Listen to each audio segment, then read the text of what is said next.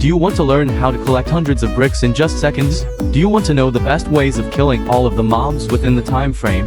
Are you looking to make it past round 15 with these?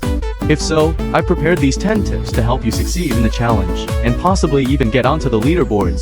But before we begin, I would kindly ask you to drop a like and subscribe, as these videos take a long time to make, and any support would be greatly appreciated. But without wasting any more time, let's get right into it. Beginning with the first tip, don't waste your time spamming the brick dispenser at the start of the game. To the left of the cave, there's a hidden 100 brick dispenser which you will need to travel to in order to defeat the first wave of mobs anyway. So just collect some honey, buy your sword, and head up that way.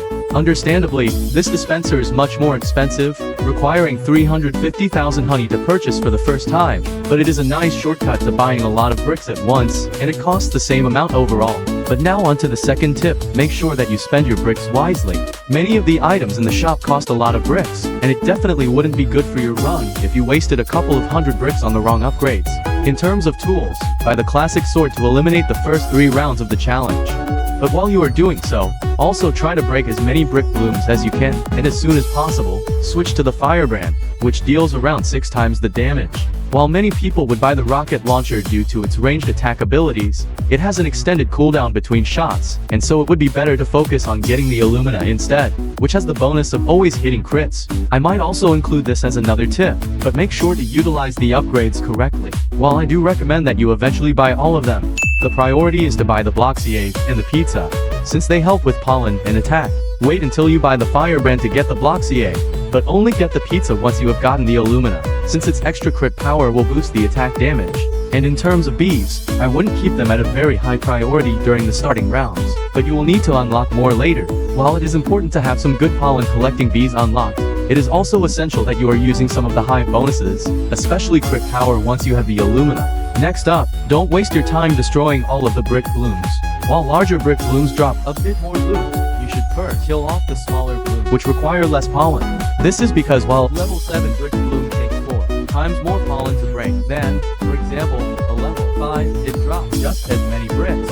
In the later rounds of the challenge, make sure to target the blooms in the field of your hive color, and if there is extra time, begin the remaining blooms. It is important to note that a brick bloom drops the same loot for everyone, no matter how much they damaged it, and this loot cannot be stolen by others. So don't worry if others are breaking brick blooms as well or are leeching off your bloom, you'll get the same drops either way. Brick blooms can easily drop 100 bricks at a time, so with the whole server continuously breaking brick blooms, you could be getting several hundred, even 1,000 bricks per round. This next tip may seem obvious to some people, but since zombies will turn around and target the nearest player, it is safer to target the slimes first, since they cannot be redirected away from the hives. Once they are killed, the zombies can be led backwards, to be killed away from the hives.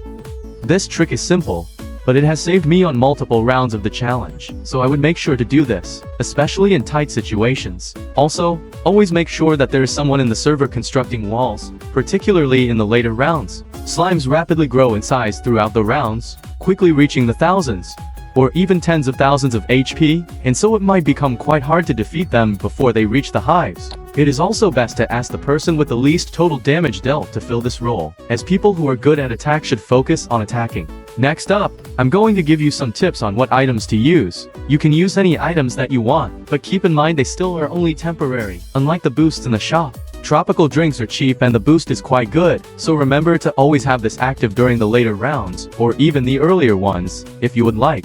If you have time, consider using an extract of your hive color and a glue, and towards the end, you may also want to use an oil. Since instant conversion is not such a big issue, I would not use enzymes unless necessary. While it may seem obvious to have stingers activated at all times, remember that they only affect bee attack, and not any other forms of attack, which brings me on to my next point. Always have a player with Star Saw in your lobby. If you don't have Star Saw, don't roll your Supreme Star Amulet, but join someone who does. Star Saw is extremely overpowered for this challenge, due to its damage, and you could even consider getting it on an alt if you don't have any friends who play B game. Even if you followed all the tips so far, there are still 2 things standing in the way between you and success. Because this minigame is new, there still exists some game-breaking bugs, and I'm not talking about the one that Banana Games talked about that lets you get to round 30. There is a bug that causes your sword to deal less damage than it should, and by a huge amount.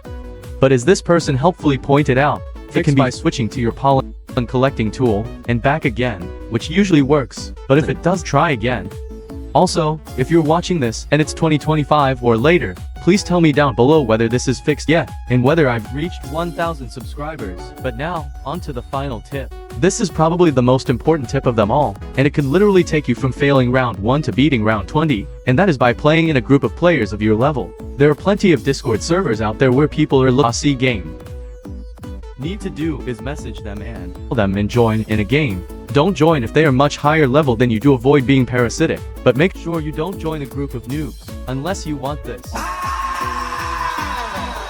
But no joke, this is often the determining fact between success and failure. In defense the hives, and without a good team, you're pretty much screwed. But that's all for today's episode. I hope these tips help you out in your Retro Swarm challenge runs. As always, please remember to drop a like and subscribe, and I'll see you in the next one. Goodbye.